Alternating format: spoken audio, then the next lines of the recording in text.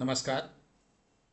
एक प्रश्न गीता के अध्याय 2 के 31 और 32वें श्लोक से आया। इन दोनों श्लोकों में से पहले भगवान श्री कृष्ण अब तक देह और देही, शरीर और आत्मा के विषय को और इनके अंतर और विशेषताओं को समझा चुके हैं।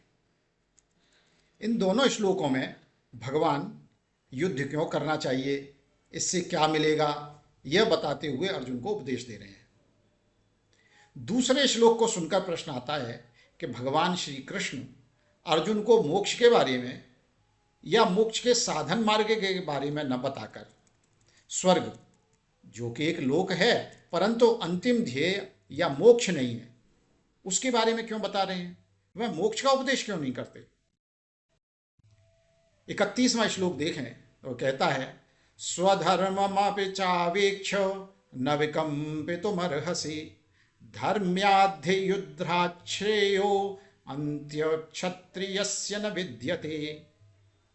32वां श्लोक, यद्रच्छया चोपपन्नं स्वर्गद्वारमपाव्रतं सुखिनः क्षत्रियाः पार्थ लभन्ते युद्धमीदृशम्।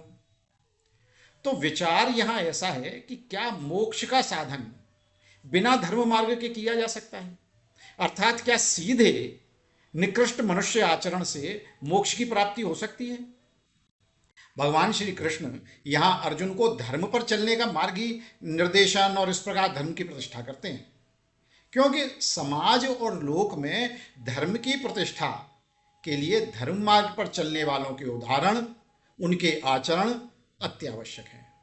निकृष्ट मानवीय आचरण से श्रेष्ठ मानव का आचरण, श्रेष्ठ मानव से संत, साधु, राजर्षि, ब्रह्मर्षि तक का मार्ग धर्म पालन से ही होकर जाता है। इसके उपरांत देवत्व की प्राप्ति भी या अन्य अन्य उत्तम लोकों की प्राप्ति भी धर्म मार्ग पर चलने से ही प्राप्त होती है। आगे इसी धर्म मार्ग पर चलने से अंतिम पुरुषार्थ मोक्ष की भी प्राप्ति होती है। लेकिन यदि यह शंका की जाए कि भगवान श्री कृष्ण अर्जुन को धर्म अर्थात लौकिक धर्म का ज्ञान क्यों दे रहे हैं, मोक्ष का ज्ञान क्यों नहीं देते, तो यह शंका वैसे ही व्यर्थ है जैसे पहली सीढ़ी पर खड़े मनुष्य को दशम तल की 10वीं सीढ़ी पर चढ़ने के बारे में बताया जाए। पूरा मार्ग कई सीढ़ियों से होकर जाता है और उन पर चढ़े बिना 10वीं मंजिल की 10वीं सीढ़ी तक नहीं पहुंचा जा सकता। मार्ग अन्य अन्य हो सकते हैं, लेकिन चरण या सीढ़ियां अवश्य होंगे।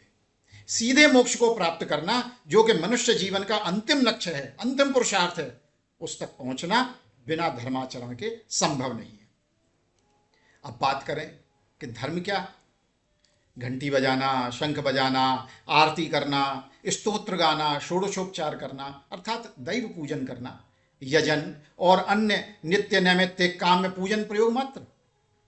क्या आचार्य लोग इसी को धर्माचरण कहते रहे हैं?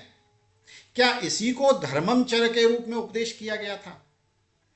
फिर धर्मराज युधिष्ठिर भी मात्र इस उपासना, जप, तप का ही पालन करते रहे होंगे और महाभारत में उनके इसी आचरण की बात कही होगी।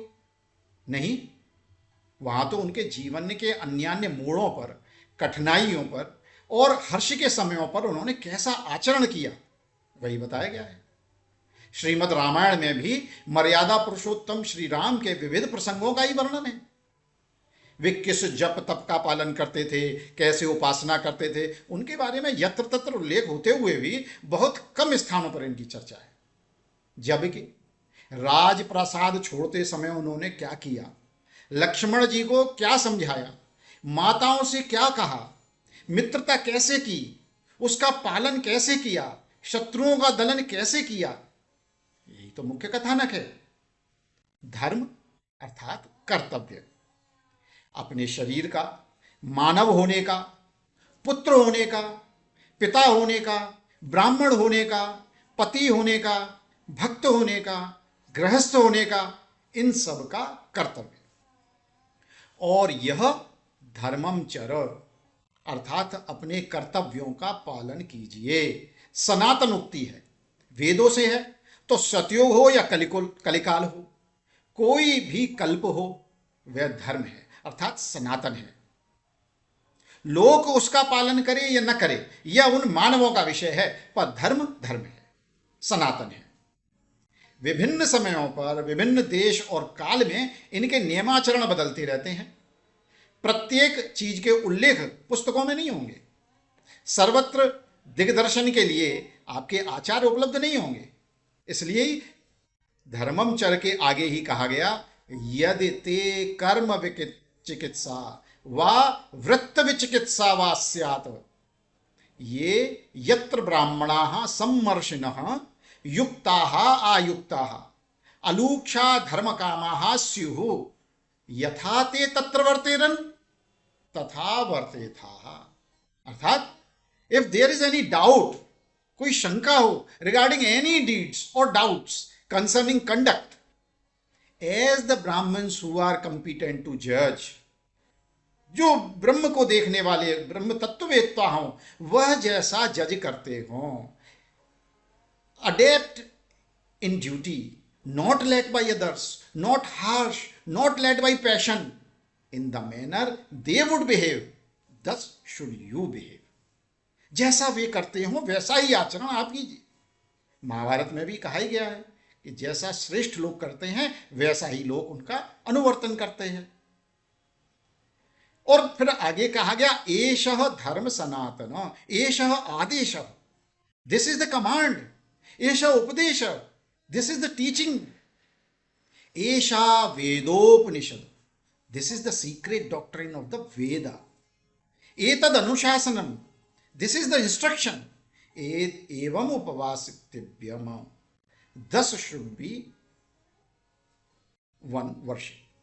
ऐसे आपको वर्शिप करनी चाहिए। अब आज के वातावरण में देखें, बाइक चलानी है, एक्सप्रेस वे पर चलानी है और हेलमेट लगाना नहीं, तो यह धर्म हुआ? यदि वेदों और उपनिषदों के समय की बात करें तो न तो बाइक थी और न हेलमेट। हाँ, शिरस्त्राण मान लेते हैं था। तो हम किस वेद उपनिषद या शास्त्र को देखें, कैसे समझें क्या धर्म आचरण है? समझ आ गया ना? जीवन और शरीर धर्म रक्षा है, हमारा धर्म है उसका पालन। अतः जो भी आवश्यक है करना चाहिए। गोल चक्कर घूमे बिना 200 मीटर उल्टा चलकर जाना, यह धर्म के पहले ही लक्षण धृति को खंडित कर देते हैं, इसलिए अधर्म है। यह तो मात्र एक उदाहरण है। 10 लक्षण धर्म के बताए गए, धृते क्षमा दमो स्तेयम शौचम इंद्रिय निग्रह, ऐसे करके 10। उनमें पहला धृति, धैर्य रखना, पेशेंस, धैर्य रखना धर्म का पहला लक्षण है। और इस एक छोटे से उदाहरण से हमने देखा, ऐसे एक उदाहरण नहीं है, ऐसे सहस्रों उदाहरण उपलब्ध हैं। और बहुधा आजकल के लोग कहते हैं वेद पुराण किस काम के हैं, आज के समय में उनकी कोई आवश्यकता नहीं है। अब आप बताइए, जो सनातन धर्म है उसकी सनातन शिक्षाएं हमेशा कार्य की है, किसी भी समय काम की हैं, किसी भी काल में काम की हैं। ऐसा मेरा आज का मंतव्य हुआ आपको बताने का। आपका सुनने के लिए बहुत बहुत धन्यवाद। नमस्कार।